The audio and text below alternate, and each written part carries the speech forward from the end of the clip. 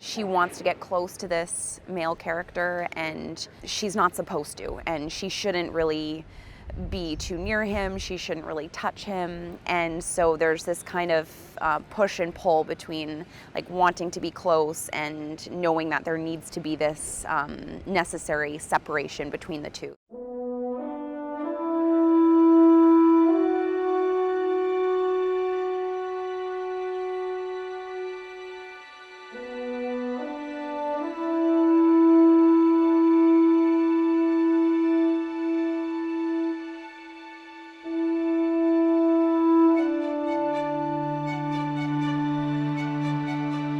The timing of this, it just works so well for us.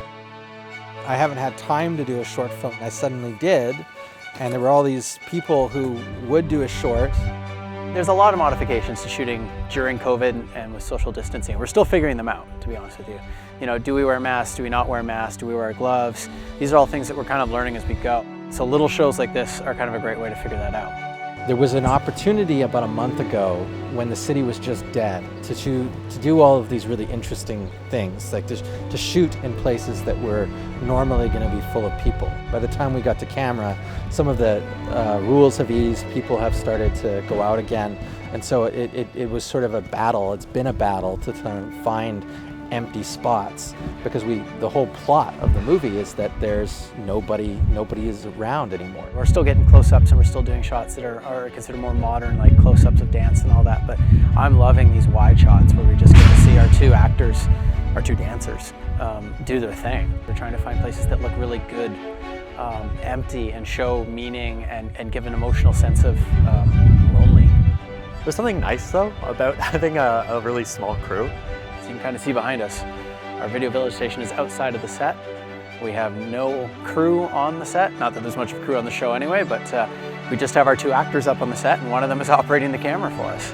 Luckily, Kirsten and I, the two performers and choreographers of the work, are partners because we couldn't have any camera people up into our apartment, and Kirsten was the only one who was going to be performing on that day. I had to do all of the shooting, so I got a quick little rundown of how to use the cameras.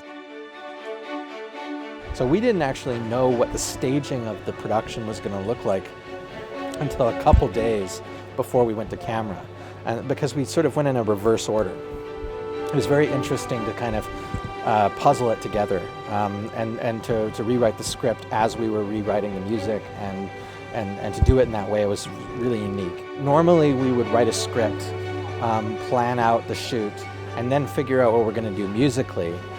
Because this is still a narrative, but it's a narrative that's driven by music, we actually came up with the music first so the choreography could be done after that. We kind of have like a little bit of a dance floor set up in our apartment, so we popped on the music and just sort of started to brainstorm, come up with ideas, these ideas of chasing and falling in love. We live in an apartment that doesn't give us too much space to prepare movement material, so we've had to do things like, rearrange our space. So we create a little bit of a studio space in our apartment, but we've had to go outdoors to create material and not kind of run into one another.